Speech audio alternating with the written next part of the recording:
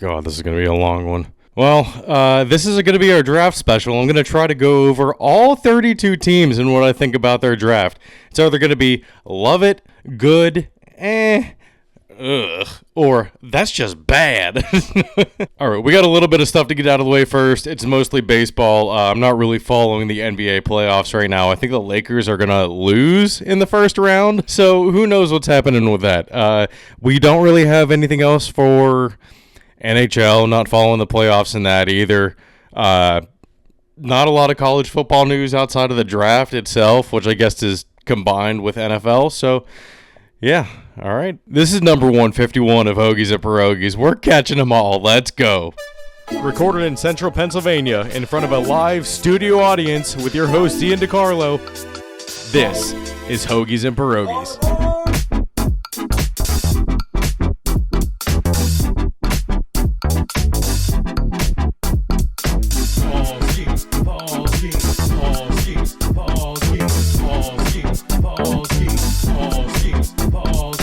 Okay, so like I said, for the most part, for the only thing that we have besides football, and not even for the most part, the only thing we have besides football is a little bit of baseball news here. Tommy Pham was suspended one game for his jacking off gestures that he's become so known for. Glove and the fan, Oh, in the words of MLB, Tommy Pham was suspended for one game and fined $10,000 for excessive stroking. That is the words straight from MLB. I mean, he's probably going to keep doing it. He just has to hide it a little better. It was on national television when he did it against the Angels. All right. And you know what? We have had some good. Finally, some good. That series against the Angels was pretty decent.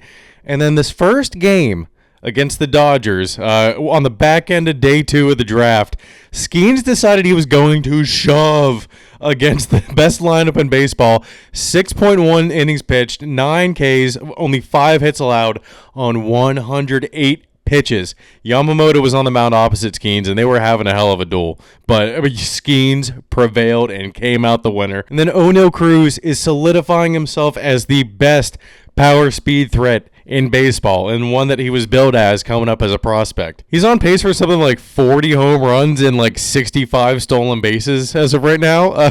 So, yeah, I don't think he'll keep up that pace quite necessarily, but a 30-50 season for him would be amazing. And I'm pretty sure it would be the first one in Pirates history. Also, IKF, Isaiah Kiner-Falefa, is putting up a solid offensive season, batting .279. His defense is still much left to be desired. His throws are horrible, and they are so slow. The windup is insanely horrible to watch. But if he's putting together good at-bats at the back end of this lineup, that's great for him, and it has been a huge reason why they're producing runs at the top of the lineup. But, yeah, on Saturday, Colin Holderman came in, and fuck Colin Holderman, that is all. We have been over this, a million times. I wanted David Bednar off the team, but I want Colin Holderman off of this earth. Get rid of him right now. Goodbye.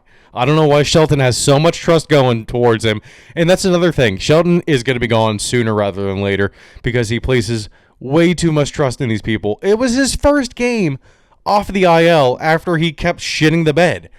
What else would you expect of him coming in against the Dodgers? Throwing a fucking 88-mile cutter right down the middle. Come on. So the Pirates have played 14 of their first 29 games against teams that are under 500, and they're sitting at 11-18 right now. They were supposed to start a series against the Cubs tonight, but there's supposed to be a storm coming through that is like 60 to 80 mile an hour wind gusts. So I would be surprised if they play tonight. There might be shit all over the field. So for the Pirates, it could definitely be worse. 11-18 is not the end of the world, but they could be better. McCutchen is having a great season so far as well. He's added into that bunch. They got guys performing. Shelton might need to go, though. And they have all of the arms. If they have the right combination of arms in that bullpen, they can thrive. Dari Moretta's having a rehab assignment right now. Spencer Horowitz is having a rehab assignment now. He should be back maybe by the end of this week. Maybe, probably next week, though. So there is help coming. It's not like, they're completely empty-handed and they have nothing else coming up the rest of the season. There is a little shimmer of hope. Just a little bit. Little tiny one. Not going to follow it. Not going to follow that light because following that light will lead to my death.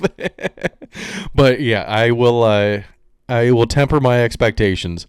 But if they do well, good for the Pirates. It's not going to be I'm not going to be mad if they're doing well, but I will be expecting the worst at all times. Oh, and my light just died. Every time that happens, I think the power goes out, but no, we're all good. The last thing that I have for baseball is the new City Connect uniforms for the White Sox are pretty damn cool. It does look like something someone would come up with on the internet. And SportsCenter has even posted like uniform swaps for different teams in the city.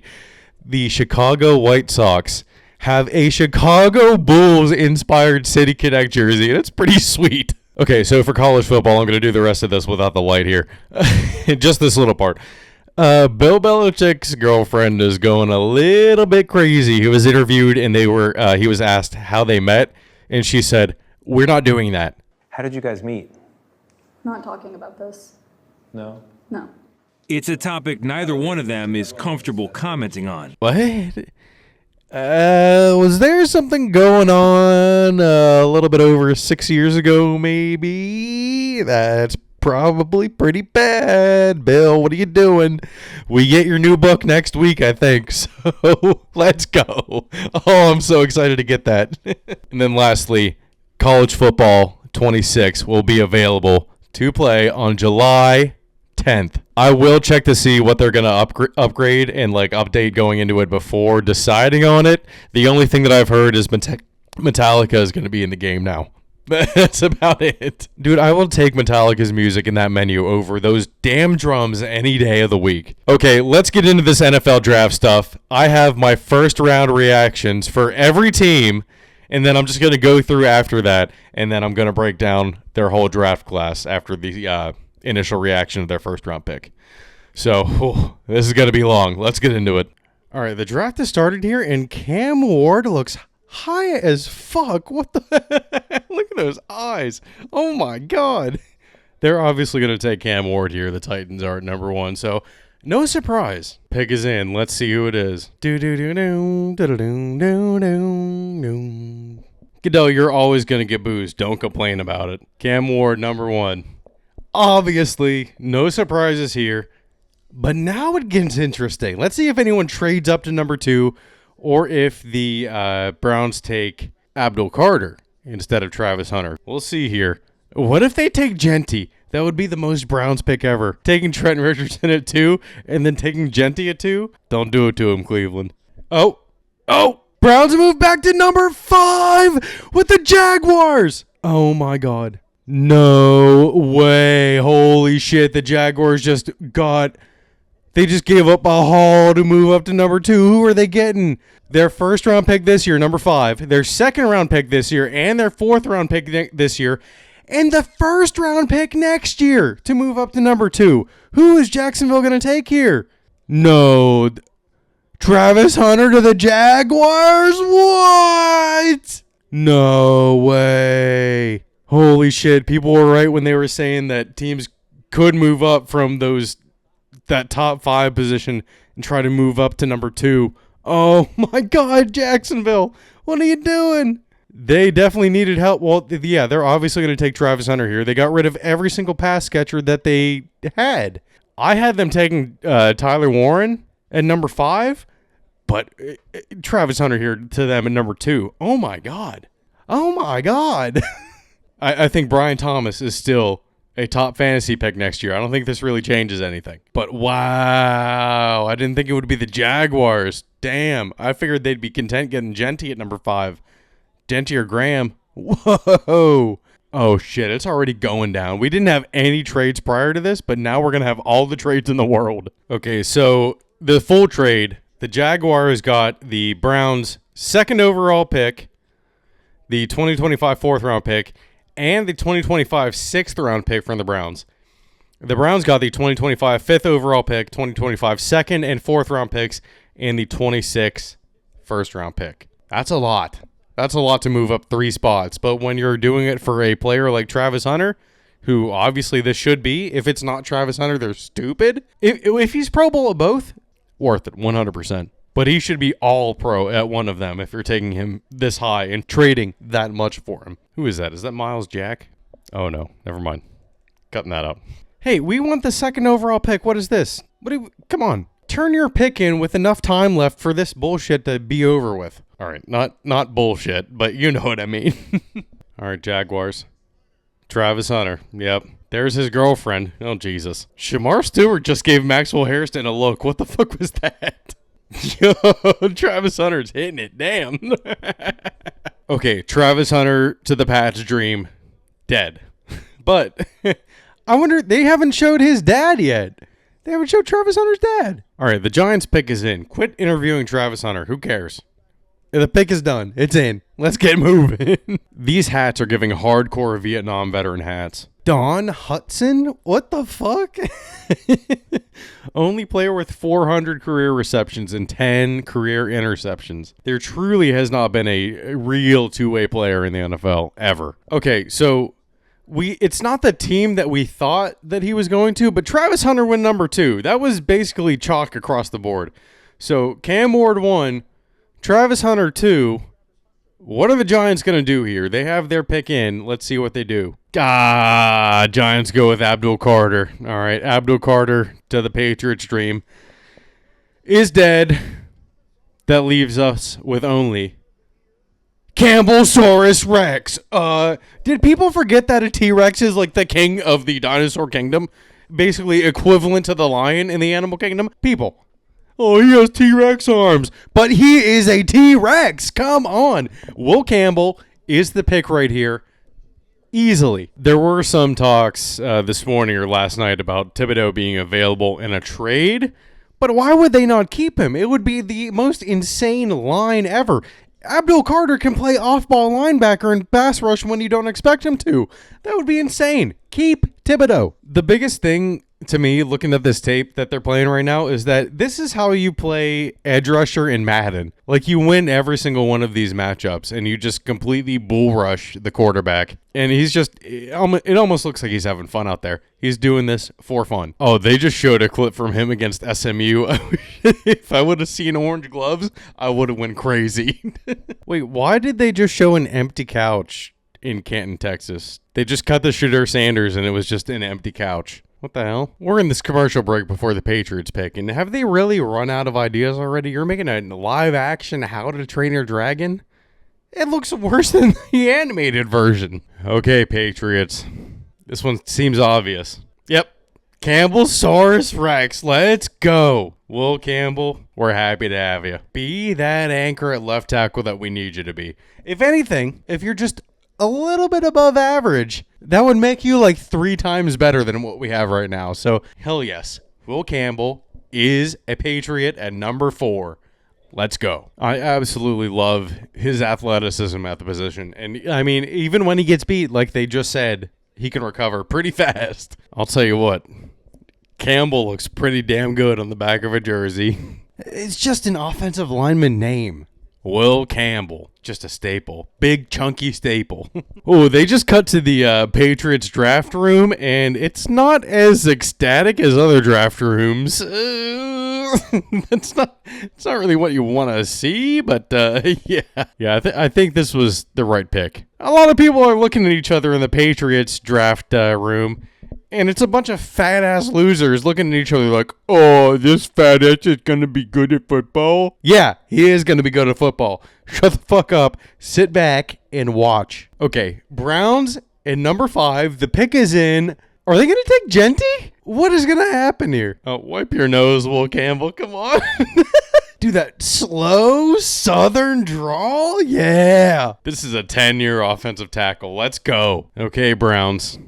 What are we going to do here? Oh, I'm excited about this. Mason Graham? What? Okay. Mason Graham to the Browns? You're going to help out Myles Garrett a little bit, I guess? What? This doesn't make any sense to me whatsoever. The Browns are going to brown. I love that. That's my go-to. All right, Raiders go with Genty. All right, so the Jets went with Armin Menbu. And outside of Mason Graham going number 5, we're 6 for 6. This is going pretty well so far. Now, the Panthers are up. They can go wherever they want to. I had them with Jalen Walker. Could they go Teteroa McMillan? I don't even know. Young had enough trouble getting Leggett the ball. Who did they go with? There's not an offensive lineman worth taking at number 8 here. So maybe like Tyler Warren, maybe? Warren might be good for them, actually. I don't even know who the Panthers tight end is. Oh, the Panthers do go Teteroa McMillan. Okay. I really don't like that. Bryce Young really can't push the ball enough. So if they're looking to the future to see who can push the ball down the field, then maybe. But like, if you're gonna stick with Bryce for the future, what are you doing? You're not gonna use a almost nearly 6'6" receiver in the slot. He's not gonna be running cross routes. Leggett barely does that. I don't know if I like this pick for the Panthers. All right, yeah, Booger, but Adam Thielen and Leggett are legitimate outside X receivers. Like, McMillan is really not that different. He's just taller. He might even be slower than Xavier Leggett. I have no idea what Leggett's 40 time was. Okay, the Saints pick is in. That was very fast. So part of me thinks that it's not Sanders. I could see them going with a Jalen Walker here. Maybe I don't know. I really don't think they'll go with Tyler Warren. They already have freaking, what's his name on the roster? Who's the tight end that's always a quarterback? Taysom Hill. That's it. Taysom Hill. The only difference is Tyler Warren isn't a converted quarterback, so he already knows how to be a wide receiver. Taysom Hill was trying to do anything to keep him in the league. It'll be pretty easy to keep Tyler Warren in the league. To be fair, I had McMillan going here to number 9 at the Saints, so it's not like it was a reach at number 8. It's just the personnel, I don't think, really matches up. Well, yeah, you can trust in Bryce Young to an extent, but yeah, you can definitely trust in Andy Dalton when he comes in, when Bryce Young inevitably is doing horribly. Saints, go with Calvin Banks at number 9? Wait, what? No way. Oh, that she was clapping and shaking the baby like crazy. Wait, Calvin Banks to the Saints? Who the hell is he going to protect? This one is the one this is obviously the worst pick so far. I mean, what is that? Oh, the Saints really are going to tank this year. Oh, there's no chance they're going to do well. Oh my God. Calvin Banks? What? Number 9? That's insane. That's okay, that's insane. That's bad. Dude, that I was straight up saying here, that's bad. You know what, in my rankings here that I'm going to do, I have 5 rankings. Love, good, bad, and ugly. He got an ugly. That is way too high for Calvin Banks to the Saints, and the team doesn't even make any sense. That's what? Just what? Dude, even he can't believe it. He's like, number 9? No way. I am a top 10 pick in the NFL for no reason. Dude, someone take that baby out of her arms so she can clap freely. Oh, and we just got a schedule reveal for every team. Wait, hold up. I think I said this last year. I don't like that they're commercializing this for every team. Let them release them when they want to release them, and let them, not be under pressure to release a good schedule video. If you don't have one, you don't have one. That's what kind of made this special, is that the Chargers anime schedule, they were like the only ones to do it like that year. And now it's becoming this whole big thing just because of that. May 14th is the schedule reveal. Just about 6 days after my birthday. All right, pick 10. What are the Bears going to do here? McMillan's gone. Genty's gone, who I thought they were going to pick. Maybe Golden? A Matthew Golden? Oh, and conducted a memorial for the Bears after all the Packers fans were booing the Bears. And right back to the booing after the memorial was over. Colston Loveland to the Bears.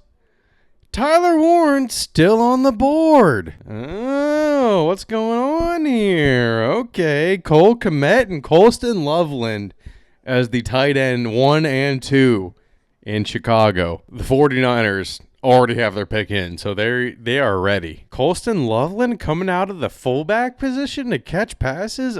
Dude, that's awesome. All right, 49ers on the board here, and they take Mykel Williams, edge from Georgia. I expected him to go a little bit earlier, But yeah, this is good for a honestly rebuilding 49ers team. It almost seems like at least they're trying to get better players on cheaper contracts. They just said he won't turn 21 until late June. Damn, he's still 20? Jesus. Dude, there are so many people in his house. What the hell? Grandma's like, what the hell are so many people doing here? 6'5" edge rusher? I mean, yeah, I think he'll be a stud for the 49ers. This is kind of the range where I feel like most of the players, unless it's like a huge surprise, are going to be really good for the teams that they get picked from. I don't think I'm going to have a lot of uglies past Kelvin Banks to the Saints. That's crazy. Does kind of look a lot like Patrick Willis. All right, Cowboys, giddy up. Tyler Booker at number 12. This is very high for him as well. It's not an ugly. It's definitely a bad, but it's not an ugly. I feel like this is a little bit of a reach for a guard here at number 12. I mean, who's still on the board? They could have used a Matthew Golden. They could have used a Tyler Warren. They really don't have too much of a dynamic tight end. Who is their tight end? Schooner? Who is it? Schoonmaker. Sorry, Schoonmaker. It is Luke Schoonmaker and Jake Ferguson. Yeah, they could have used the Tyler Warren here. Jalen Walker is still on the board, but I think Miami might stick with like a Will Johnson or Jahdae Barron here. They need a cornerback, especially if they're going to get rid of Jalen Ramsey. You know what? I'm going to change that bad to Tyler Booker seems like a great guy. I mean, the Cowboys were basically one of the first teams in the league to figure out that, having 5 Hall of Fame offensive linemen might be a good thing. All right, Dolphins, what are we doing? Kenneth Grant from Michigan. Oh, defensive lineman? I feel like the Dolphins always have a defensive lineman and it never works out for them. I'm going to say bad on this one. Oh, Colts are on the board. You know they're going Tyler Warren here. 100%. 1,000%. All right, it's 9:36, and we're not even halfway through this thing. Let's get it going a little bit. Come on. Kenneth Grant looks like David Lucas there. Yeah, each draft is going to be different. Why is this surprising? Longest streak in common draft era of 14 picks on offense. Who cares? That's literally a useless stat. Don't use that for betting. It literally does not matter. All right, Colts. Tyler Warren. Yep, there you go. Tyler Warren was just handed to you on a silver platter. You got to take him. They were looking for a tight end.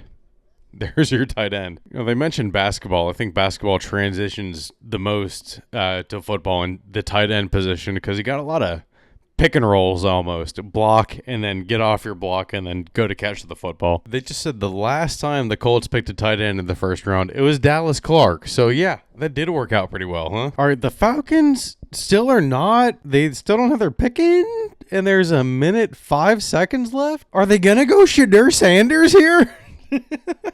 Falcons have 30 seconds. Okay, the pick is in. Why would you take the full 8 minutes or 10 minutes or whatever it is? That's crazy. All right, I'm already really tired, but pick 15, the fatigue is setting in. Come on, I want to go to sleep. It's 9:46. We are halfway through. Come on. Wait, yeah, this is crazy. This isn't going to be over till fucking 12 o'clock. Jalen Walker to the Falcons. Finally, it took you for fucking ever to make that pick. Why? Let's get it moving now. You needed the pressure. You needed the edge rusher. Jalen Walker can be that for you. Good pick for the Falcons. They're lucky that he fell to him. All right, and again, there's 5 minutes left. The Falcons took long enough. Everyone else should have their picks in after this. This is crazy. All right, Cardinals. Do you like Mike Green or Donovan Ezeraku here more? I think I would personally take Ezeraku. Or do you just go crazy and select Matthew Golden to go along with Marvin Harrison there? To be honest with you, I thought there would be more trades at this point, but the Cardinals are going with Walter Nolan. Okay, I like that pick for him. That's decent. All right. They just lost, I really don't know how much Tonga played a role for them or how much of a major role he played for them, but they definitely need a defensive tackle, so this is a good pick for him. Walter Nolan, I'll give this a good. You know what? I'll give this a love. I mean, the Jaguars trading up to number 2 halfway through the draft so far is still the most most surprising pick. Not the most surprising pick, but the most surprising move, I should say. All right, Bengals have to be going Ezeraku or my green here. There is no chance that they don't. They absolutely need an edge rusher. Okay, Bengals. Shamar Stewart. Oh, the one with all the traits and all the green suits, but none of the production. Okay, all right. With that green suit, you'd figured he would be going to the Packers, because Texas A&M has no green whatsoever. Who else could he be paying homage to? Shamar Stewart to the Bengals. You know what? If that's my first reaction, I'll give it an A. Should I even call him an edge? I might call him a defensive end. Shamar Stewart. Ooh, he's hyped. He is hyped. Yeah, all of this talk about them taking an edge and then trading Trey Hendrickson, that's not the way to go. Do you see how much these teams are stacking up on the line, ready to just attack the quarterback? Do not get rid of Hendrickson if you can have him for another year. That would be absolutely, completely idiotic to get rid of him. All right, Seahawks pick is in. It looks like they got someone they really want. So, yeah, let's check in here. Is this a Matthew Golden or Egbuka pick here? Sam Darnold needs all the help that he can get. Let's be honest. Gray Zabel. Gray Zabel. Wait, what? Who? There is no way. Is Jackson Smith and Jigba gonna get like 2,000 yards this season? Who the hell is Sam Darnold gonna throw to? What? Gray Zabel at number 18? This borderline second round pick. This is not as bad as taking Cole Strange in the first round, but at number 18? Come on. Seahawks. You let go of Geno to sign Sam Darnold just to do this? Darnold's going to be seeing ghosts no matter who you put in front of him. That is I'm not going to say wasted, but yeah, that's getting bad. All right, so the Buccaneers are on the clock here after the Seahawks. Would it be shocking if they take Shadur? Oh my God. That's a possibility I have never even thought of. Sanders is on the screen here, and it doesn't look like he's getting a call. So pick is in for the Buccaneers. Goodell's walking up onto the stage. It's not going to be Shadur. Buccaneers take Emeka Egbuka. Whoa. Okay, surrounding Mayfield with all the talent in the world. What else does he need? He has Godwin, Mike Evans, McMillan, who was pretty good for him last year, and now Egbuka. That's just 4 good wide receivers. This one gets an A. I think Egbuka could be really good, and they'd probably take trade offers on Godwin or maybe even Evans, but it's a crowded receiver room. Louis Riddick, if they were really concerned with what's going on with Chris Godwin, they would not have signed him to an extension. They would have let him walk and would have pushed his price up, but they didn't. And he stayed in Tampa Bay for $5 to $7 million less per year than the Patriots. I don't think there's anything wrong with Godwin. Egbuka being the second receiver off of the board also doesn't really surprise me that much. I think he was consensus number 2 after the season ended. This offseason has felt so long. So there has been a lot of movement. I think a lot of people thought that Golden moved up a lot just because of his 4.29 40 time. But Egbuka is just that all-around solid player. I really don't think he can bust, is the thing. He is a very, very high floor. The ceiling isn't as high as a lot of other receivers, but if he can be consistent 800 yards per season receiver, it'd be that wide receiver 2 that you need him to be. He works perfectly in that role. And that's what you have with Mike Evans, Chris Godwin, McMillan. Like I said, full receiver room, but maybe this is the perfect landing spot for him. All right, so here at number 20 with the Broncos, I think they'll go Omar and Hampton. I mean, he's the best running back available. They could use Golden. I don't know. They might need offensive line. Will Johnson would be a complete luxury. And then Sanders, not necessary. I'm just going over Mel's best available at the top 5 here. But Hampton, I mean, I projected him to go here at number 20 to the Broncos. So I think this could be the pick where he goes. This Matthew Golden hype was all post-combine, so I'm not agreeing with Mel Kiper, the draft expert who has Golden, who had Golden above McMillan, Tedero McMillan. It's just not the case. Is that Brad Williams? That is Brad Williams. What is he? Whoa, Broncos go Johnny Barron. I thought Will Johnson could have been a good pick for them here, but Johnny Barron. Will Johnson is still on the board. There's Brad Williams. Yep, that's definitely him. Opposite of Patrick Peterson? No, that's not right. Surtain. Opposite of Pat Surtain.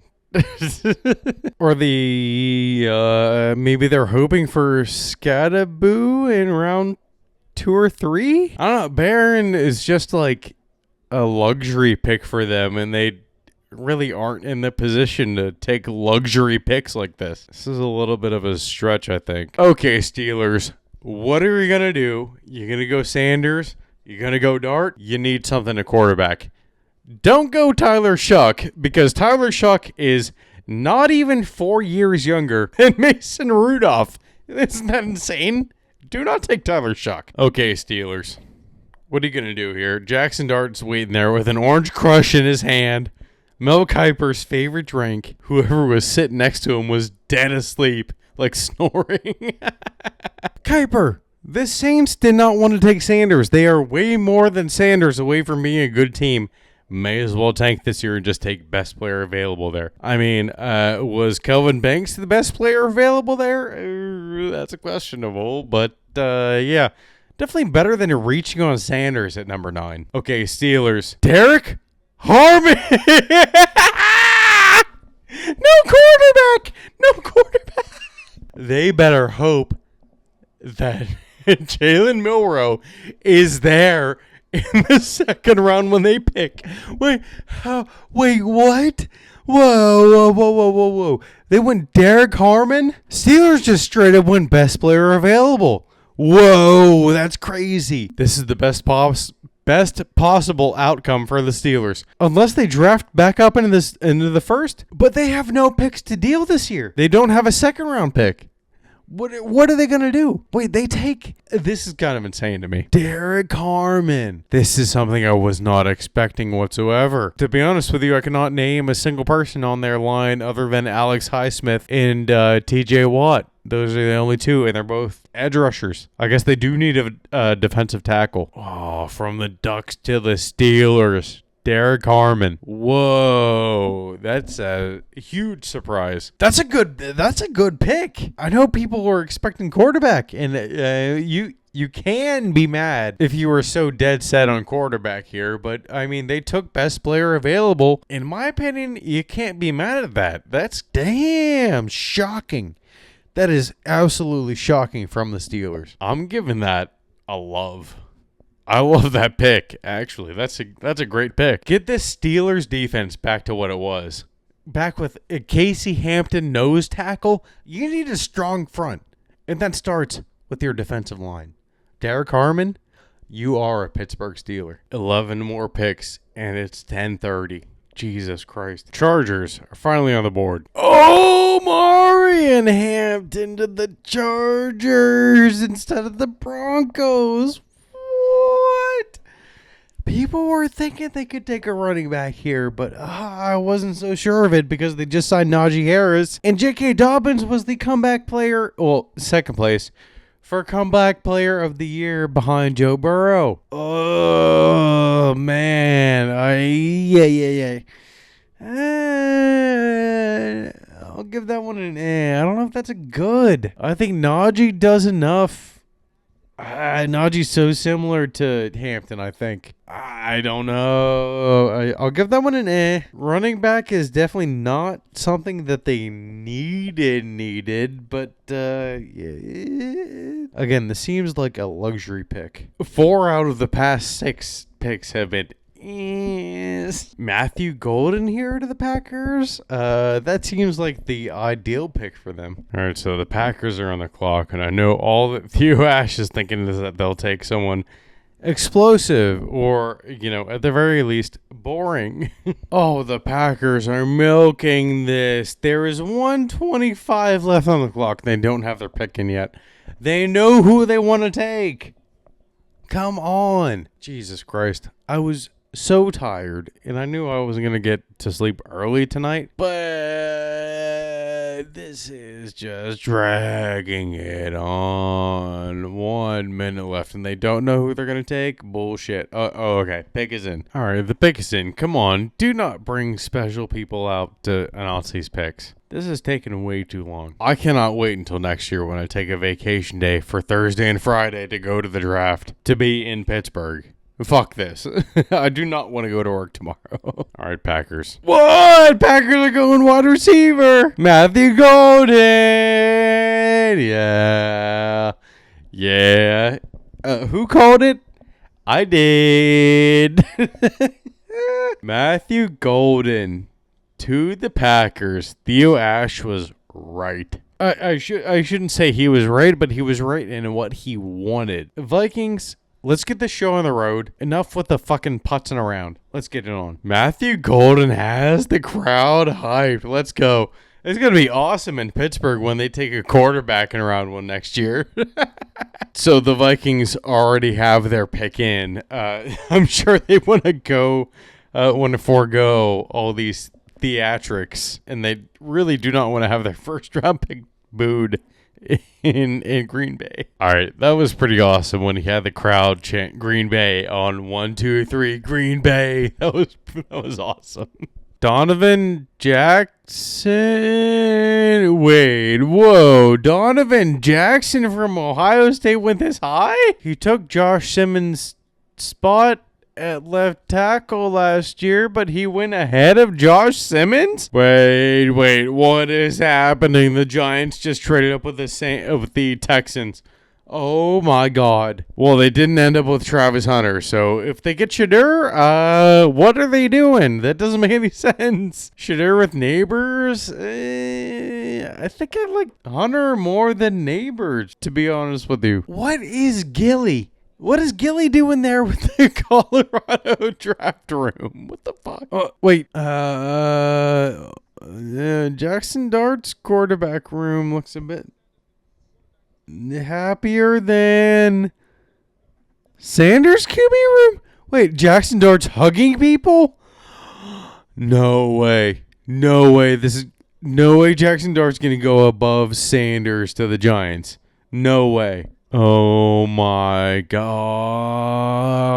Giants traded with the Texans to get back into the first round. Texans could definitely afford to move back a little bit, but what did they give up to get back into the first round? Let's see here. Okay, so the Texans trade number 25 in exchange for number 34 and number 99 and a third rounder in 2026. So number 99 is a third rounder this year. Or a fourth rounder. The start of the fourth rounder this year. Second round, fourth round, 2026, third round. So what are they taking? Shadur or Dart? It really looked like Dart was getting a lot of hugs. Shadur Sanders, it showed his dad and someone else. What's going on here? Oh my God, the Giants are taking Jackson Dart. Oh no way. Oh. Number 25, they trade back up to number 25 to take Jackson Dart. Shadur Sanders is still on the board. What? If this trade is not enough to get the Patriots to trade back up into the second round for someone that they really want, or trade back up into the first, for someone that they really want, I don't know what will. This is crazy. They're trading back into the first round for Jackson Dart. Who else was going to take him? If they're trading back up and giving up this much, someone must have wanted Jackson Dart.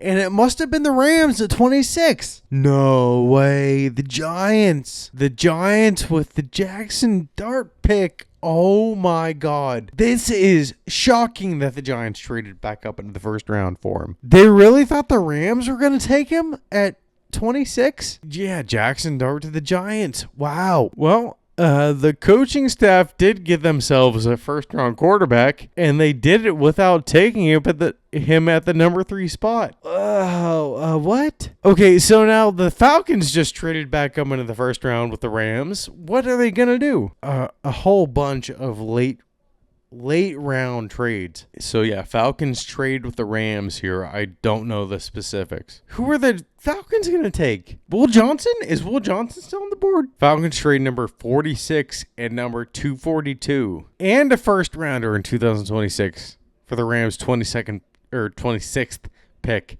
26th. What is going on? Let's be honest. For a second, how much better is Jackson Dart than Drew Lock? He has a little bit more rushing ability, but in terms of throwing, it's probably about the same, to be honest with you. The Giants gave up a lot to move back into the bottom of the first round to get him. That's kind of crazy. And what are the Falcons going to do with a Rams pick here at number 26? What is this? Oh, Falcons go James Pierce Jr. along with Walter. Wait, who did they? Along with Jalen Walker. Oh, my. The Falcons wanted pressure? All right, why does that look like James Brown? If she wasn't going for James Brown, Mark missed. What the fuck? So the Falcons received the 26th overall pick, third rounder, and the Rams received the Falcons' second round pick, 7th rounder, and next year's first round pick. That's a lot to give up. Oh, what? With the Rams, the Falcons move up to get James Pierce Jr. That is definitely a good. That might be a dude. No, that's a love. That is definitely a love. All right, here Ravens go Malachi Starks. That is a huge Ravens pick. And that secondary just keeps getting better. All right, Lions, what are you going to do? Number 28. This is fatigue setting in, not only for the week, but for the draft in general. All right, Lions, at pick number 28, not 29, go Tyleik Williams, defensive tackle, Ohio State. Who? All right, the Commanders at number 29 select Josh Connerly Jr. I figured they'd go tackle. I just didn't know who it was. I selected them to take Calvin Banks, but Calvin Banks, number 9 to the Saints, is still the most insane pick in this draft. It just doesn't make any sense. Josh Simmons is still on the board, so I wouldn't be opposed to taking him. Trade back into the first round, Patriots. If Campbell doesn't work out at left tackle, Simmons will. God damn it. Kansas City is going to end up with Josh Simmons, aren't they? The Bills pick is in. They're not going to pick him. Come on. Patriots, trade back into the first round here, please. Especially if Kansas City doesn't take him. You need Josh Simmons and Will Campbell will protect your left side forever. Or at least until I stop giving a shit. Which, won't be until the day I die. Oh, come on. Just end this draft already. We're really going to have someone with ALS come out and make the pick. Come on. He's in a wheelchair. Save him for round 2. Maxwell Hairston to the Bills at pick number 30. Okay. This was kind of his original draft position. 30th seems right for Hairston. A lot of mock drafts had him sliding into the second round, which at a 4.28 cornerback, no, he was going in the first round no matter what. Okay, so the Eagles traded ahead of Kansas City. I'm sure there was more involved than just switching from 31 to 32, but Who are the Eagles going to pick here at 32, and what did they give up to move up one spot ahead of Kansas City? Are they really going to take an offensive lineman here? Are the Eagles going to take Josh Simmons? Okay, if the Eagles take Josh Simmons, I'm done. I am turning this off. If they don't, the Chiefs will. Sanders is still on the board. Will Johnson is still on the board. Josh Simmons still on the board. What are we doing here? What's going on? Nick Amenwari. Oh, don't go into one last commercial break. It is 11:33 p.m.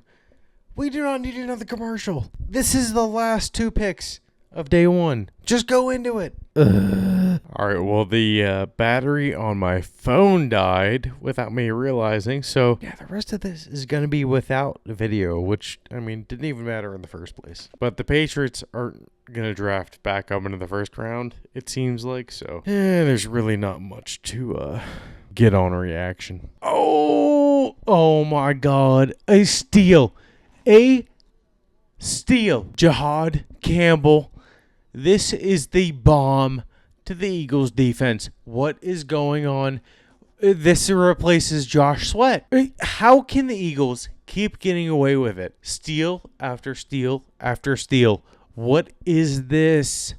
Jihad Campbell to the Eagles. This is the best pick of the first round. And the Chiefs are staying put at 32 after trading back with the Eagles. Who else was trying to trade up with them? Someone else was trying to get Campbell at 31. It could not have. Obviously, the Eagles traded up one spot to get him. Someone else had to have been trying to trade up to get Jihad Campbell. Who was it, though? Who was it? And what did the Eagles give up to get this pick from the Chiefs to move up one spot? The Eagles must love Campbell. Campbell, look at him. He's so excited. Oh, God damn it. Chiefs took Josh Simmons. Fuck. I mean, the Patriots probably were not going to take him. I wouldn't. Jaden Higgins, maybe maybe top of the line running back, something explosive on offense for round 2. Okay, no video for this part, but I would rather have these names up on the screen anyway. We're starting at number 1 overall, the Titans. They get Cam Ward, Olawafemi Aladejo, Kevin Winston Jr., Gunnar Helm, Alec Ayamaner. I'll just read off the notable names. So I do think that they had a pretty good draft. Cam Ward at number 1 was the obvious pick. There is no going anywhere from that. Kevin Winston Jr., great pick. Got to see him a lot from Penn State. Gunnar Helm was a name that I thought the Patriots might end up taking later in the draft. I think they were probably targeting him after round 4, though. But this is a pretty decent pickup for the Titans.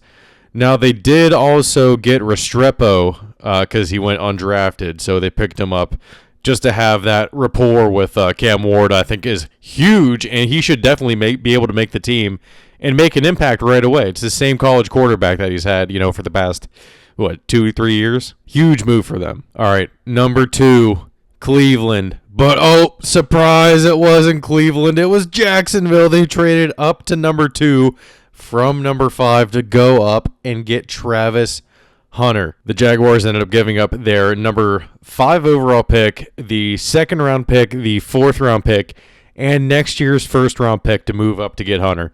This was huge for them. I think it was definitely a need. They could have stayed put at number 5 and gotten Tyler Warren, but they probably felt like that was a little bit too high to pick him. May as well make that move up an extra 3 spots to go up and grab Travis Hunter. Who else did they get? Caleb Bransaw, Wyatt Milam, Bashal Tootin. Tootin, I think, is a little high for them with Bigsby and ETN still being there.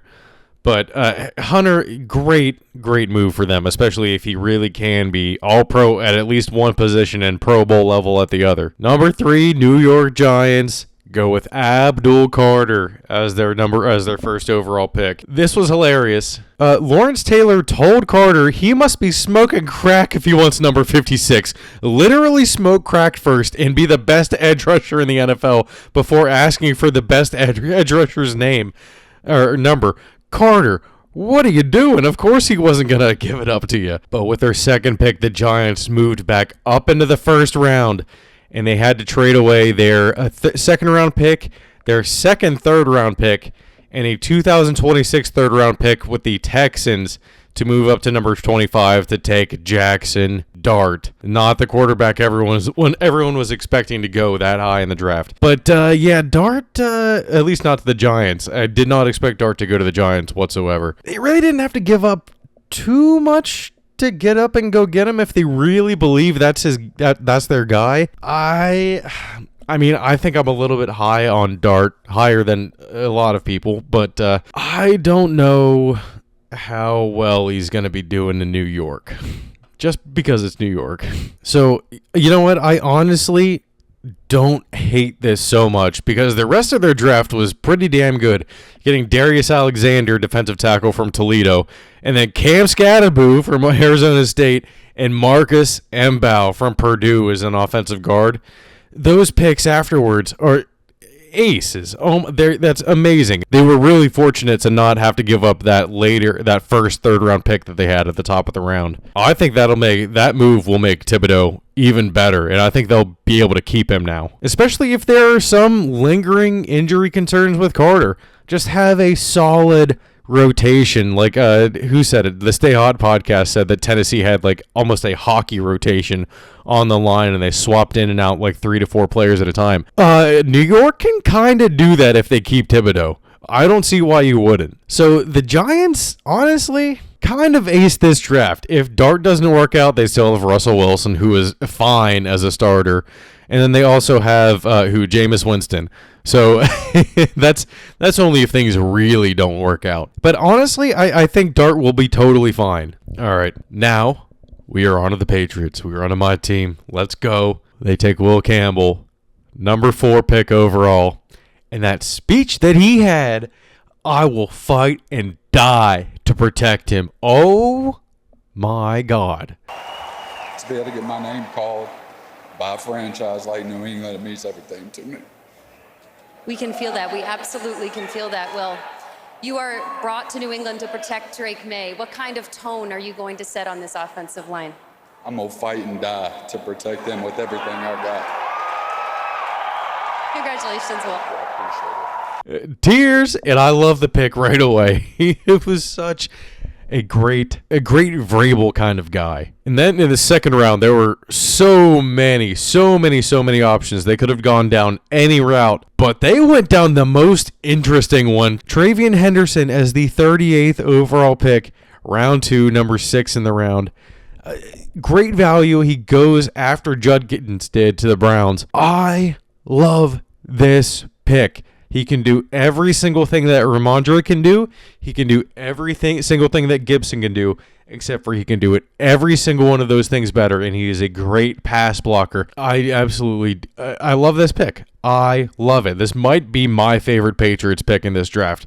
Kyle Williams there in the third round. Now, I'm kind of torn on this one because it's another receiver from the Pac-12 that's under 6 foot. So if they're going to keep swinging at the same kind of body type, I mean, at least get one that's like main descriptor is separation. I hope Kyle Williams can find separation and be our deep threat, even though he's only 5'10", and be that guy that becomes May's safety valve. Henderson can even become that. So Williams, really, I don't even know. He is... I am kind of torn on him because he's flying up draft boards late. I don't know. I don't even know what his stats were from last season. Now on Sports Reference, it says he's 6 foot flat. I don't know about that.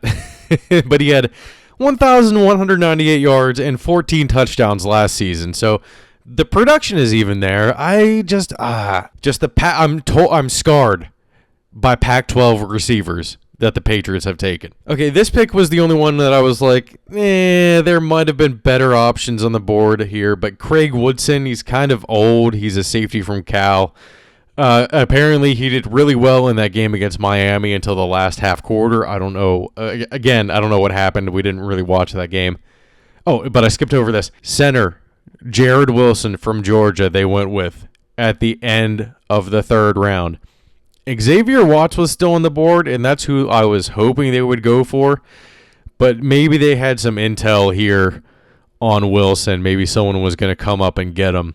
Maybe that would be the reason they couldn't have gotten him, 5 picks later in the 4th round at the 4th overall. So, yeah, not the safety that I wanted. And actually, we'll talk about another safety later that the Seahawks traded up to get. But Josh Farmer, amazing pick, great value. He was one of the only bright spots on that Florida State defense. Braden Swinson is underrated, and apparently he fell down draft boards because he was arguing with coaches at LSU. I would not agree with Brian Kelly either. I would throw fits as well if he were my coach. Next up, Andres Borregales. This is the kicker that I was hoping they would get. He was the number one kicker on the board.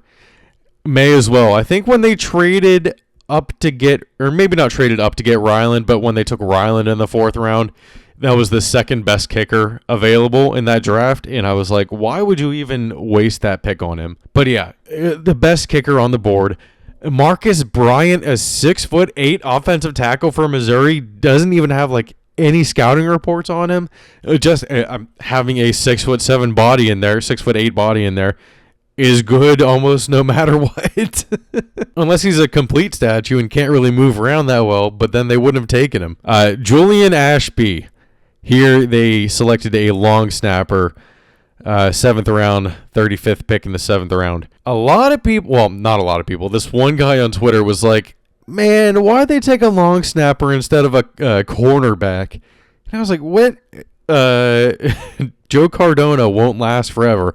And what do you know? Today, he was released by the Patriots. The last holdover from the last Super Bowl winning team that they've had. It sucks to see him go, but he was the highest paid long snapper in the league, apparently. And he has injury concerns. So this is the right move. And then they ended up with the Mr. Irrelevant pick, trying to make the last pick, and it's probably K Minor. Yes, Kobe Minor was the last pick of the draft at number 260 something or other. I don't even know. It doesn't matter that much. But the Patriots filled every single one of their needs. Offensive tackle, check. Left tackle specifically. Wide receiver, check. Got a popular pick. Running back, check. Got Travion Henderson. That is my favorite Patriots pick. 100%. Safety, they got a safety, but they could have maybe been a little bit more aggressive there in the 2nd round, but I'm fine with that. Edge, they got Swinson, and Farmer can create pressure as well. They aced this draft on paper. This is the best draft for the Patriots on paper since 2012 when they traded up into the 1st round twice, which was unheard of in the Bill Belichick era at that time. So I am extremely hopeful. This is amazing for them. All right, Browns take Mason Graham at number 5 after trading back with the Jaguars. Schlesinger, Quinshaw Judkins, Harold Fana Jr., Dylan Gabriel, Dylan Sampson, and then here is where Shedeur went. 5th round, 6th pick in the 5th round. They were having an excellent draft up until that point, and I don't know why.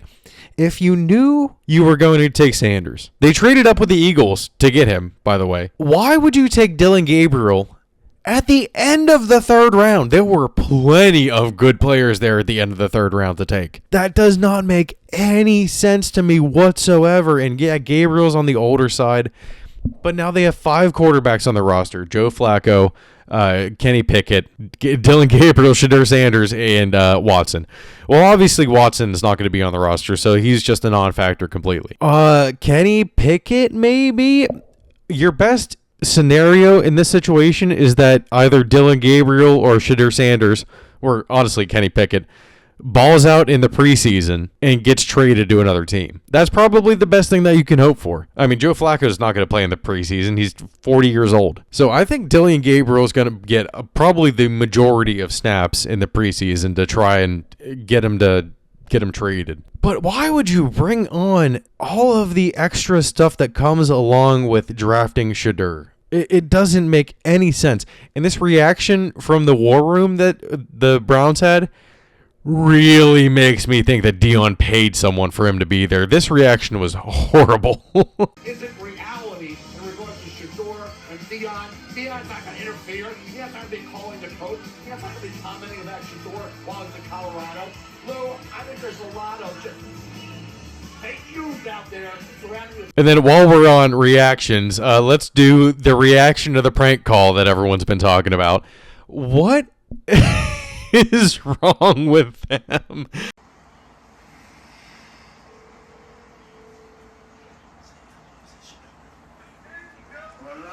Hey, is this Shadur? Hey, this is Mickey Loomis here, the GM of the New Orleans Saints. How you doing? This is Mickey Loomis here, GM of the Saints. How you doing? Good, how are you, man?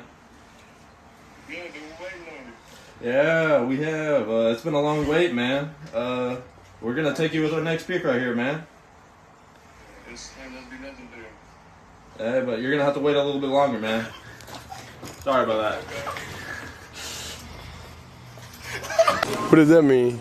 What? What did he say? I don't know. How you gonna ask us what it means and you was on the phone? You heard that? He said you're gonna have to wait a little bit longer. Sorry about that. Why would he? What the fuck? Hey, that's fucked I don't know what that was. It's 50-50.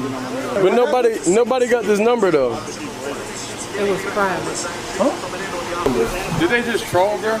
It can't. Man, he just got trolled, bro. They tripping now, fam. Now I'm gonna crash out, bro. It is what it is. They said we're gonna tell you what the next bit, but you gotta wait a little bit longer. That's wild. It's been a switch up. What's up, Green Bay?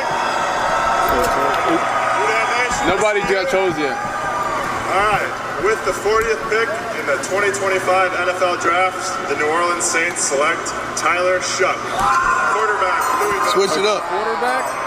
There it is. Wow. One of the most intriguing prospects. Wow.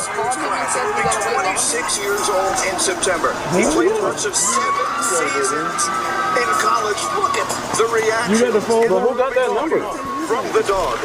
They looking who numbered it. Texas Tech. One, I have no problem with the guys making a prank phone call. It is a prank phone call. People in the comments were calling for their heads more than Kyron Lacey. They had more sympathy for Kyron Lacey than these kids, these college-age kids did that made a prank phone call. They were freshmen. Lacey was 25 when he did this bullshit. Second, from Adam Schefter, this is not some bullshit that was made up. Shadur's number was passed around the league because he was self-represented. Usually when these emails get sent out, they're based on who to contact, and usually the agent's number gets sent out to the teams. Well, there was no agent for anyone to contact for Sanders, so his number is the one that got passed around.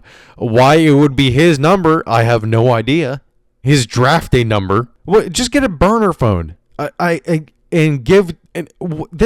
am so confused by how awfully this was handled by the league, and how much of a witch hunt there was for these people. There weren't even any cuss words said in the prank phone call. Like what? Yeah, sorry, you're gonna have to wait a little bit longer. That was the worst thing that was said. That's not bad at all. It was clearly kids in their dorm room, and it turns out that it was Jax Ulbrich. His name is Jax. What a horrible name. And he got the phone number from his dad's iPad that was sitting out. Jeff Ulbrich is now the defensive coordinator of the Falcons. So yeah, nothing needs to come of this. No punishment needs to be handed down. Maybe don't give out his phone number if he's not self-represented, and don't give it to like all these defensive coordinators. The defensive coordinator doesn't need to have his number, first off. But yeah, I really thought it was a solid draft. Graham, I'm all right on. He'll do a lot better with Myles Garrett in there helping him. I am sure of it. So there's really no worry there. A lot of the time, it would have fell on Graham in the Patriots defense for him to be doing a lot of the heavy lifting. So as long as someone else is getting double teamed on that Browns defensive line, Graham will be totally fine. Schlesinger also was another name I think that came on a little bit late. Latu was another UCLA linebacker that I didn't like too much, but I think in my mind, they're on the same level. The combo of Judkins and Sampson makes sense for them because Nick Chubb they're probably moving on from Chubb. I did like this draft up until their last pick, the Sanders pick. Didn't make any sense to me. Okay, next up is the Raiders. They got Genty, Jack Besh, who else? Dante Thornton Jr., who I thought I really liked. Tonka Hemingway, JJ Pegues, and a couple of quarterbacks here that could probably be ending up taking the Julian Edelman route. I see Tommy Malone already has his position changed to wide receiver. It's not even quarterback here. Solid draft. did exactly what they needed to do. Wide receiver, running back. They got a cornerback in there. They got some offensive tackles to protect Geno Smith. Didn't get a safety or offensive guard, ESPN says here. But I think Genty can make up for a lot of that. And they're going to have two big bodies on the outside, Jack Besh and Dante Thornton Jr. out there. Solid draft for them. All right, Jets. We got the Jets. Armin Membu, Mason Taylor, Azariah Thomas, Malachi Moore. This was a pretty boring draft for them, I think. Mason Taylor going... who did Mason Taylor go before? Where did Fannin go again? Yeah, Fannin went in the 3rd round. Mason Taylor went at the top of the 2nd. Don't really know much about Mason Taylor. He's probably going to be like a solid, like Heath. I could see him being that. But Membu, that's basically one of the only picks that we got right in our mock draft. Boring. Probably a good draft overall for him. Okay, Carolina. Carolina did end up going with Tataroa McMillan. They got Nick Scorton, Princely Uman-Mielen, Trevor Etienne. I like that pick. And then Jimmy Horn Jr. at the back end there as their last pick in the 6th round. They basically filled all their needs here, it says, except for cornerback. But I think these first 4 picks are enough to really pick them up a little bit. They are flashier, that's for sure. I really did not expect them to go McMillan, especially because Bryce Young does not have a huge arm. But Jimmy Horn Jr. I think will help in that respect a lot. Nick Scorton and Uman-Mielen on the line. The Carolina Panthers select Nick Scorton.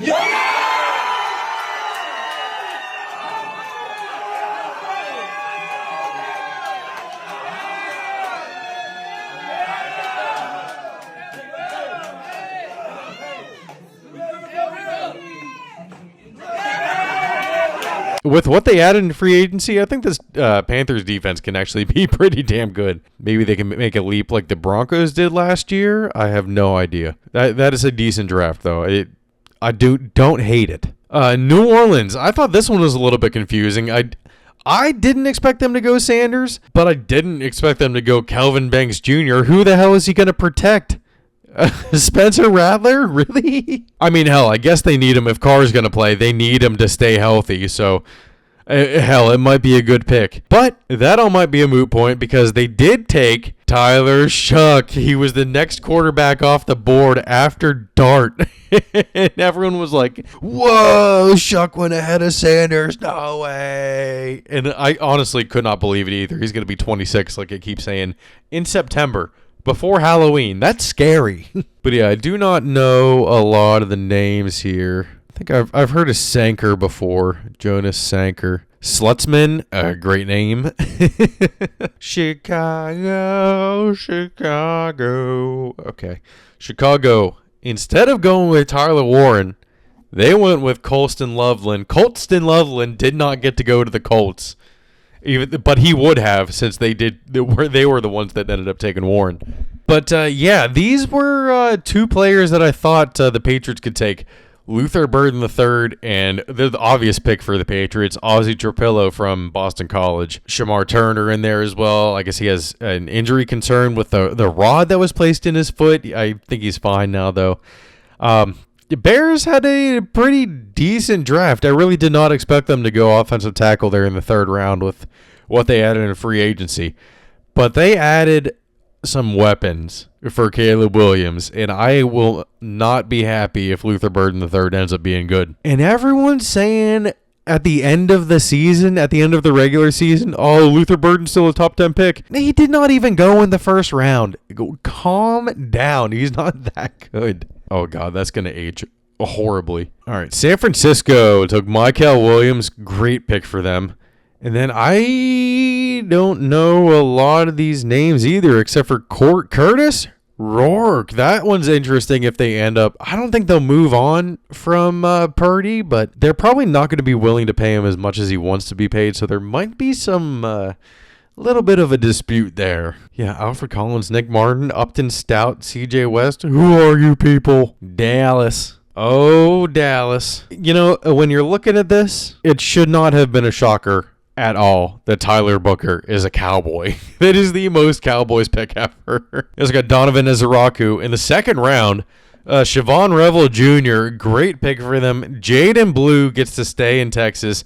Shamar James. Yeah, that top four. A lot of teams had pretty good top four. Tyler Booker. Donovan Ezeraku at the 12th pick in the second round is, I want to say, a steal. I thought he'd go where the Bengals drafted Shamar Stewart, which is egregious.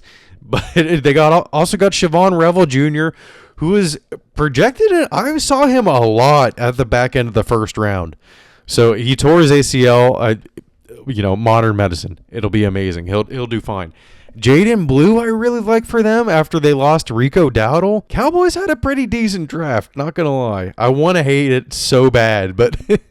All right, Miami. Miami got Kenneth Grant and Jonah Savaiania. Ollie Gordon II. Quinn Ewers as the inevitable starter. CTE insurance, I should say. Dolphins had an all right draft. They didn't draft any offensive tackles, but they did draft Savaiania, who should fill that need for him. I know Mike McDaniels had that reaction to Wyatt Milam at the combine, but unfortunately he was not able to get his hands on him. They actually didn't have a third or fourth round pick, so that's probably why they reached a little bit on guard in the second round. Meh, this one's all right. Oh, yeah, we haven't been doing that. Meh, good, best, love, whatever. All right, Indy, what you got? Tyler Warren, JT Tuamaiolo. God damn it. I've heard of his name before. I just can't remember how it's pronounced. DJ Giddens is good for them. Riley Leonard is in the quarterback mix. Convert him to running back. Indianapolis did what they had to do at the tight end position, but then no offensive guard, no linebacker. They needed cornerback and edge. It was an interesting draft. I think it's kind of meh. Okay, Falcons. Whoa. Defense. All defense except for the last pick there. Jalen Walker, great pick. I love the pick.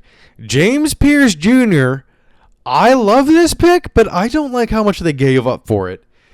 Xavier Watts should be amazing back there with Bateman still on the team. And then I don't know who Billy Bowman or Jack Nelson are, but those top three picks make that defense so good. But what'd they give up for Pierce? Their second rounder, a seventh rounder, and then next year's first to get James Pierce Jr., and they got him at number 26 overall, right behind the Giants, taking Jackson Dart. What? I honestly think that the Falcons might have the most sacks in the league next year. I love the James Pierce Jr. pick. Like I said, don't love how much they gave up for him. But that was a sleeper. I was really expecting him to fall to the Eagles. Like, that was worst case scenario, because then he would have been an all-pro for sure. But I expected maybe the Chargers to take him. But yeah, Jalen Walker 100% fits the Falcons. Okay, Arizona. Walter Nolan, they stopped the Will Johnson slide there in round 2 at pick 15 in round 2. Jordan Birch, I think, is good. Denzel Burke is also good. I really like the Walter Nolan pick, especially because they just lost Tonga to the Patriots.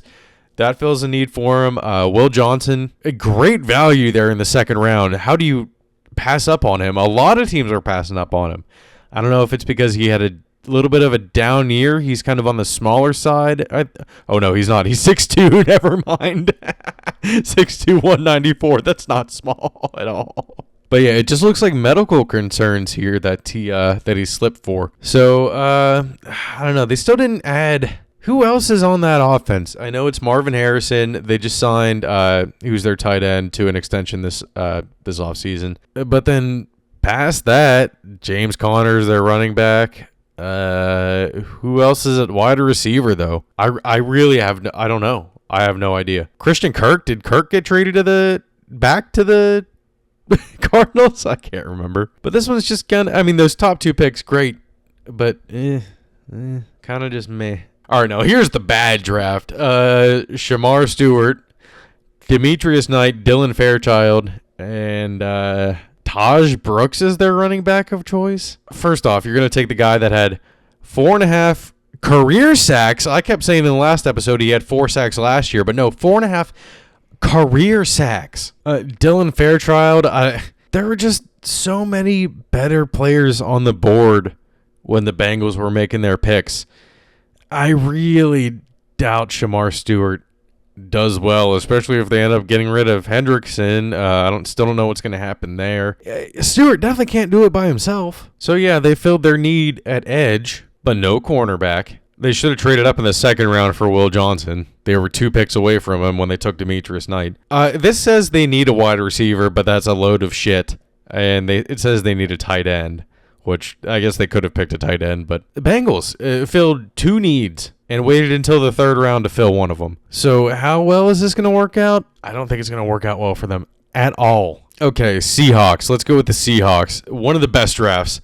Gray Zabel, Nick Emanwari, Elijah Arroyo, Jalen Milroe, Torrey Holton, and they said this on the the NFL Network broadcast. Robbie Oots. Whoa! I mean, those top, like Torrey Horton is a great value there in the 5th round, at the bottom of the 5th round. Top 5 out of 6 picks are amazing. The Gray Zabel pick, I like a little. I'm not so high on the Gray Zabel pick, but I love the Nicky Manwari pick. When they traded up to get him, I was like, holy shit. I knew right away who it was. I knew that it was going to be Emanwari. It is the most Legion of Boom pick ever. And right when I realized that, I was like, oh, it was a given. Should have known this before the draft. Getting Elijah Arroyo there in the 2nd round at your original 2nd round pick, getting Milroe at the bottom of the 3rd round, a project to work behind Darnold with. Seattle absolutely won this draft. Torrey Horton, another weapon for Darnold. He needs him. I'd say this is probably the best draft this year. Bengals just had the worst. Seahawks just had the best. All right, Tampa Bay. Igbuka, Tez Johnson. I don't know why they need all the wide receiver help. I guess Godwin and Mike Evans won't be there forever. But they just took McMillan last year. Who else do they have? They have someone else too, I think that's pretty good. But they are a wide receiver factory. Not a lot of names here. I'm going to start going through these fast. Igbuka, I think, is a solid pick for them, though. All right, Denver, Jahdae Barron, R.J. Harvey in the 2nd round, Pat Bryant, and Savion Jones. Jahdae Barron, this secondary is going to be unstoppable. He's the best. I think they're saying he's like a nickel cornerback, almost hybrid type of cornerback. Who are opposing teams going to throw the ball to? Everyone is going to be covered. This R.J. Harvey pick is a little bit questionable here at the end of the 2nd round. I do think maybe just taking Scadaboo would have been the best choice for them. Pat Bryant, I thought this was very funny. On Twitter, Sean Payton said of Pat Bryant, there were so many things about his game that reminded me of Mike Thomas. And then someone said Slant Boy 2.0 already getting slandered. And I said slantered.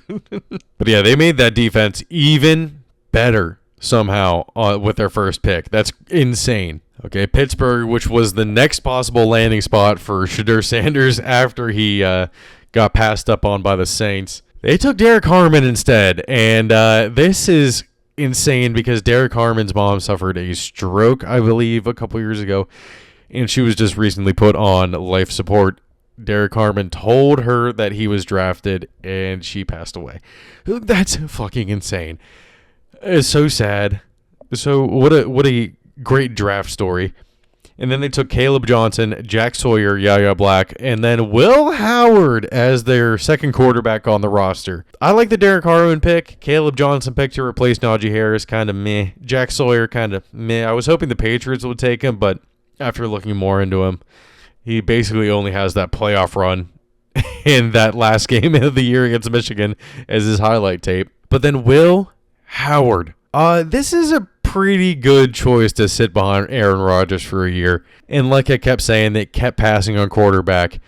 Rodgers had to have told them something, had to have given them some indication that he would sign with them.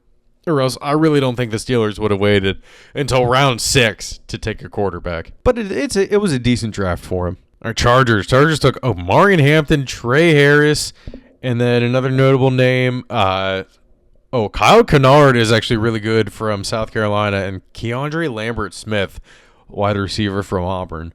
They are trying to make this offense explode. They could not do anything when it mattered last year, so anything to get them away from that run-first identity, except for taking Omarion Hampton number 1 with your number 1 pick. I think they did get some value, though, with Trey Harris and Lambert-Smith there in the 5th round. Am I crazy, or was Lambert-Smith on Penn State?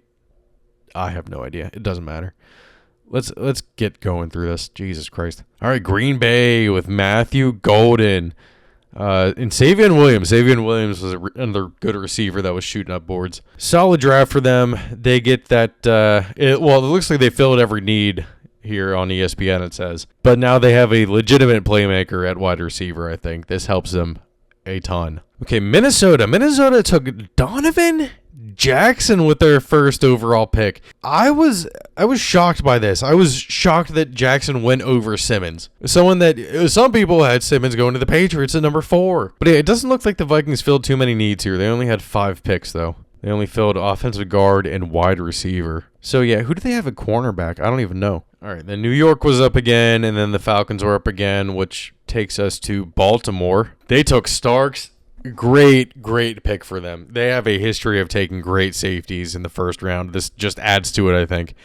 Mike Green at pick number 59 overall. 59 overall. It took Peebles down there in round 6. Man, Baltimore must not give a shit about what's going on with Mike Green at all. I mean, they really seem to have not cared what's been going on with Justin Tucker.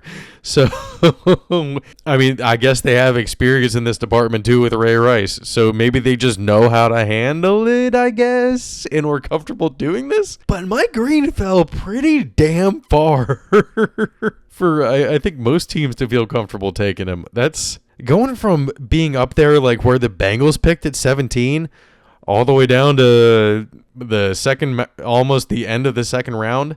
I mean, it's not a Sanders fall from grace, but Mike Green has the talent to prove it. He has the tape to prove it. All right, Detroit took Tyleik Williams, round 1. Don't really know too much about him. Tate Ratledge, that was a really, really popular pick that I liked just because of the mullet mustache combo. And then Isaac Tesla from Arkansas. I was really hoping the Patriots would go with him over Kyle Washington, but whatever. Kyle Williams, not Kyle Washington. My bad. So I think they did all right. They filled most of their needs except for center. All right, Washington, at least we got the position right in our mock draft, but they ended up taking Josh Carnley Jr. instead of Kelvin Banks. Trey Amos, that's a good pick, maybe to make up for that Emmanuel Forbes pick. What was that, 2 years ago? And then, not too many other. They only had 5 picks. For what they got, though, I mean, I think that's good value for Trey Amos at the end of the second round. And Josh Carnley Jr., they needed the it doesn't even say they need offensive tackle, but why not? Why wait for it to become a problem? And also, you don't really know how long Laramie Tunsil is going to last. Or Buffalo.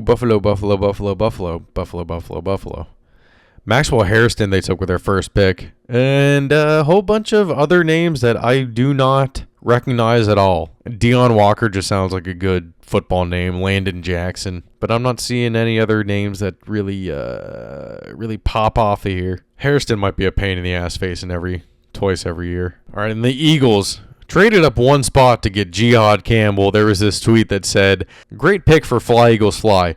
Still think it's odd that Jihad Campbell was born 3 years after 9/11 and the parents went with Jihad." It's just great. Andrew Makuba at the end of the second round. Kyle McCord as the backup after they traded back with the Browns so the Browns could take Shadur. Apparently the Eagles were serious about taking Shadur as their backup, so I don't know. It's honestly, it's just great value in the 5th round. Shadur is not, I think, a little bit better than a 5th round quarterback. It's just, do you want all of the drama and bullshit to come along with it?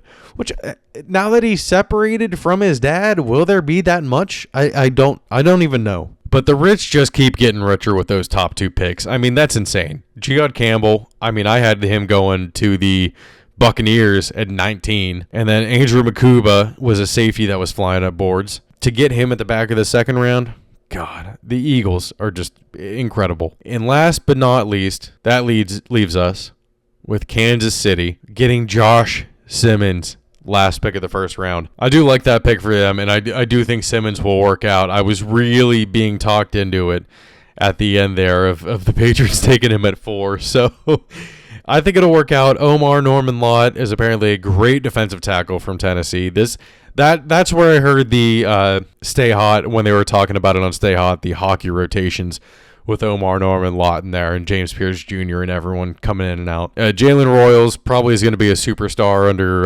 Mahomes. And Brashard Smith from SMU, they usually find great value in running backs. So I think the Chiefs had a pretty decent draft. And we did forget 2 teams. These are the last 2 teams, I swear. But I did want to go over Houston. I really didn't understand them double dipping with their first 2 out of 3 picks on wide receiver. Are they not stacked enough? I mean, is this bad news for Tank Dell? What? I mean, taking Jaden Higgins and Jalen Noel is kind of a lot. And then they got Ursery at least for their offensive line in the second round. But outside of that, they didn't go offensive line for any of their other picks. They took Luke Lackley out of Iowa, who might be a good inline blocker. So, yeah, I'm going to give this one a meh. I mean, if you're thinking towards the future with the wide receivers, sure, whatever. And then the Rams. The Rams really said, yeah, we'll wait until next year to take a quarterback for sure. We're not even taking a chance on one this year. They took Terrence Ferguson in the second round with their top pick. And then Kanata Mumpfield from Pittsburgh, wide receiver, who is on the Patriots radar as well. I think this is the smart move. Stafford definitely has at least another 2 years in him. So whoever they draft next year can sit behind him for another year. There's just absolutely no reason to take a quarterback at all this year. Unless you were the Titans taking Cam Ward at number 1. Okay, overall. So I think that the Seahawks had the best draft in terms of projectability and future prospects. I think the Patriots probably had the most starters from the draft. There will probably be 6 of their players that end up starting day 1. Well, Campbell's going to start day 1. Henderson might not start day 1, but he's going to be the running back too and get play this first game no matter what and be on the first drive. Kyle Williams the same way. He might not start, but he'll be out there on the first drive. Jared Wilson could probably start over who they just signed, Bradbury. Joshua Farmer is going to be on that line. Swinson could probably be in there. Bergalis is obviously going to be our starting kicker. We really don't have anyone else. Julian Ashby is going to be our starting long snapper now that we got rid of Cardona. That's 8 players right there that are going to contribute day 1, undoubtedly. That's kind of insane. And then the worst draft, the Bengals. I think everyone has a that's consensus pick for the worst draft was the Bengals. Who are some of these teams in the middle? Now, what was the worst pick? The worst pick. The worst pick, honestly, is probably from the worst draft, and that's Shamar Stewart. He has 4.5 career sacks with number 17 overall. I mean, I think James Pierce Jr. is better than him. I think Azaraku is definitely better than him. Tui Moalau, I think, is better than him. Nick Scorton is definitely better. Oladejo is better. Mike Green is definitely better.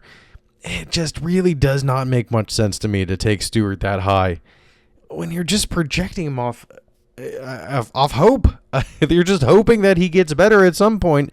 And through 3 years in college, he hasn't. So that's really, it doesn't make much sense to me at all. Oh, I thought this was hilarious. Graham Mertz got drafted closer to Shadur than Shadur did to Cam Ward. Graham Mertz. But yeah, it was a record turnout at the draft. 250,000 people, I think it said, in a parking lot in Green Bay. Well, it's not going to be much better when it's in the North Shore in Pittsburgh next year. That's going to be wild. Why is it not going to be at the point that provides all of the greatest shots of everyone like standing in a crowd by that big waterfall by the water? I mean, it doesn't really make any sense to have it in a crammed, closed-off space with a bunch of buildings around. Is having it at Stage AE going to be the best option? There's no way. All right, but during this, Richard Sherman came out. It was on day 2, I believe, and said something about the NFL, Nike rivalries, NFL rivalries, and I was like, oh yeah, whatever, bullshit. Who cares? But then I saw this tweet from Nike Football. And this was like 2 days later. Starting this season, Nike and the NFL are elevating select divisional matchups with a rivalries game on each team's home turf, featuring exclusive uniforms and fan gear that bring the unique experience and intensity to blah, blah, blah, blah, blah. All you need to read there is exclusive uniforms. The AFC East and NFC West are going to do this. This seems a lot like the City Connect, how MLB is doing the City Connect. But the Patriots will be getting a new, I shouldn't say New Jersey, we'll be getting a new alternate this year, and I'm so excited. Let's go. Finally, it's about time. We don't know anything about them, though. We have no idea what they're going to look like. Are they going to be for home games against all divisional opponents or just one game in a year? That would kind of stink. Having it for 3 games might be a little bit better, but I will 1,000% be getting this when it comes out. The first little hint, you guys will be the first to know. Alrighty, everybody. Not as long as I thought it was going to be, but still a decent length. I think that's it. There should be nothing to go over on Twitter here. 5-0. 5-0 in favor of the Pirates? No, of course not. But, way too early fantasy mock draft. Jamar Chase 1, Bijan Robinson 2, Justin Jefferson 3. Totally fine top 3. But then Genty number 4 ahead of Gibbs, Barkley, CeeDee Lamb, Amon-Ra St. Brown, Puka Nacua, and Christian McCaffrey. What? But yeah, alrighty, I believe that's it. Road to the show, MLB The Show, GOAT series still going good. Still going well. We made it to AAA finally. The episode isn't out yet, but it comes out on Saturday. Got blown up a little bit in episode 15, so we'll just have to see how that turned out. But yeah, 14 is out now. That was when we made our official AAA debut. So make sure to leave a like and comment on each video and subscribe to our YouTube channel. Hoagies and Pierogis is available wherever you're listening to podcasts. Follow us on TikTok and Instagram for clips throughout the week. And we'll leave you with this. Munch. Recorded in central Pennsylvania in front of a live studio audience with your host, Ian DiCarlo. This is Hoagies and Pierogis.